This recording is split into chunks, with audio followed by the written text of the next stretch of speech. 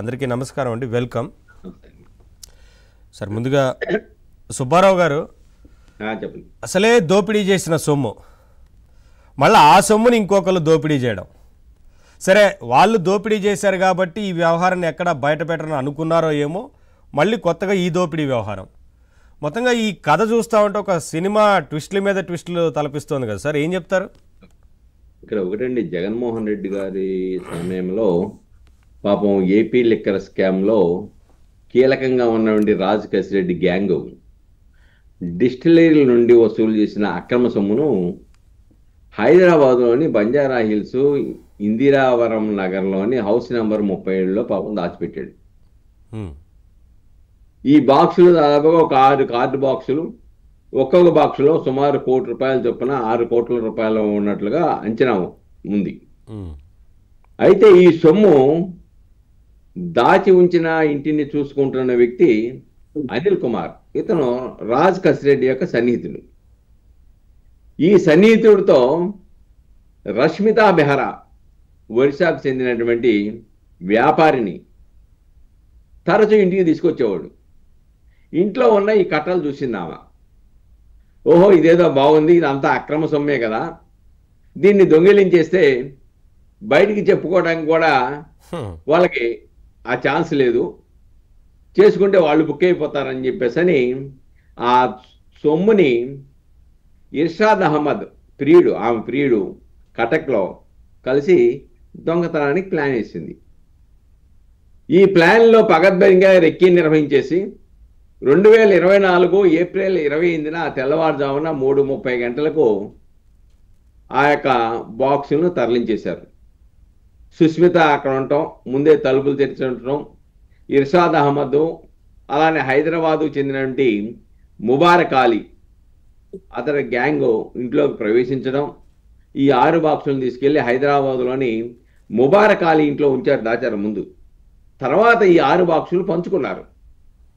ముబారక్ అలీకి తన వంతుగా 2 బాక్సులు, అంటే సుమారు 2 కోట్లు, మిగతా 4 బాక్సులు ఇర్షాద్ అహ్మద్కు పట్టుకొని పోయారు వాళ్ళిద్దరు కలిసి. అయితే ఇది ఎలా తెలిసింది? ఈ దొంగల ఈ దోచుకెళ్ళిన సొమ్ము రాజ్ గ్యాంగ్ కష్టం ఉన్నటువంటి ఈ సునీల్ ఎవరైతే ఉన్నాడో ఆయన తప్పక చెప్పుకోవాల్సిన పరిస్థితి ఉత్పన్నమైంది. ఆ తర్వాత ఆ సీసీ ఫుటేజ్ చూశారు. సీసీ ఫుటేజ్లో రష్మిత ఉన్నట్లు గుర్తించారు. తర్వాత కొంత సొమ్ము అక్కడి నుంచి రికవరీ చేశారు. సైమన్ ప్రసన్న, అలానే మోహన్ కొల్లీపురి అనే వ్యక్తుల దగ్గర నుంచి ఆస్తులు, బంగారాలు అమ్మేసి ఆ సొమ్మును తిరిగి కొంత వసూలు చేసినట్టుగా తెలిసింది. ఏదేమైనప్పుడు ఇక్కడ ఏంటంటే, అసలు దీంట్లో అంతుబట్టిన అంశాలు ఏంటంటే, ఇది అక్కడే కాదు, అనిల్ చోక్రా చూసాం కదా, అవును, ముంబై A49గా అరెస్ట్ చేశారు, తీసుకొచ్చారు. వాడికి ఏకంగా 36 సెల్ కంపెనీలు ఉన్నాయంట. ఈ సొమ్మునంతా, అక్రమ సొమ్మునంతా అసలైన సొమ్ముగా మార్చడానికి కావలసినటువంటి ట్రాన్సాక్షన్ చేస్తారట. అటువంటి అంతర్జాతీయ తీవ్రవాదులు, ఆర్థిక తీవ్రవాదులు ఎవరైతే ఉన్నారో వాళ్ళందరితో కూడా వీళ్ళకి సంబంధాలు ఉన్నట్టుగా తెలుస్తా ఉంది. ఆయన అరెస్ట్ చేస్తే అనేకమైన అంశాలు వెలుగు చూసినాయి. అసలు అలాంటి వాడి మీద ఆల్రెడీ అరెస్ట్ వారెంట్లు ఉన్నాయి, దొరికితే పట్టుకునే ఆదేశాలు ఉన్నాయి. ఇన్నున్న వ్యక్తితో సంబంధాలు పెట్టుకున్నారు.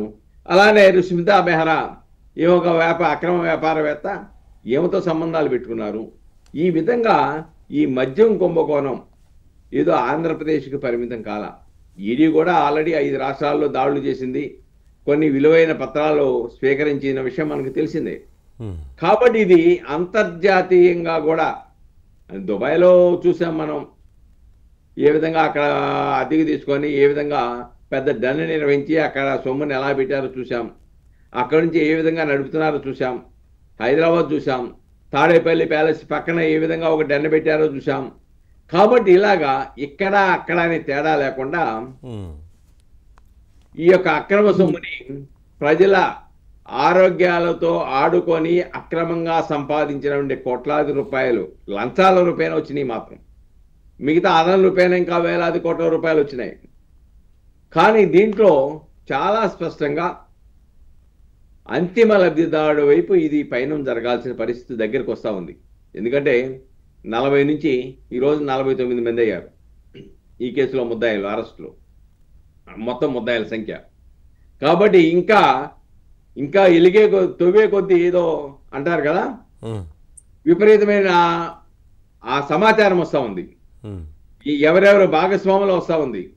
చివరికి ఈ అంతిమ లబ్ధి, అంతిమ దోపిడీదారుడు ఎవడో అక్కడికి వెళ్ళే పరిస్థితులు దగ్గరలోకి వచ్చాయని చెప్పేసి చాలా స్పష్టంగా కనబడతా ఉంది.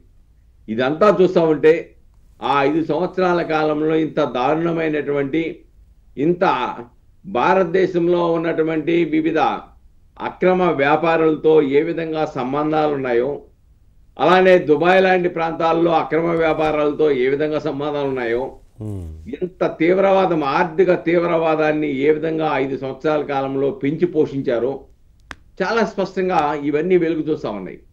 ఏదేమైనప్పుడు కూడాను ఇందాక మీరు చెప్పినట్టు తలనదన్నేవాడు ఉంటాడని చెప్పేసి ఈ దోపిడీదారులు, ఈ అక్రమ వ్యాపారస్తులకి వీళ్ళ అక్రమ సొమ్మును దోచుకోవడానికి మరికొంతమంది దీంట్లో ఉత్పన్నమైనట్టు కనబడతా ఉంది. సార్ మీరు చెప్పినట్లుగా ఇంకా వారిని కూడా అదుపులో తీసుకొని పూర్తి స్థాయిలో విచారిస్తే ఇంకెన్ని విషయాలు వెలుగులోకి వస్తాయనేది తెలిసేందుకు ఛాన్స్ ఉంటుంది. ఒకసారి సాహిబ్ గారితో మాట్లాడతాను. సాహిబ్ గారు, ఏంటి ఒక సినిమా కథను తలపిస్తూ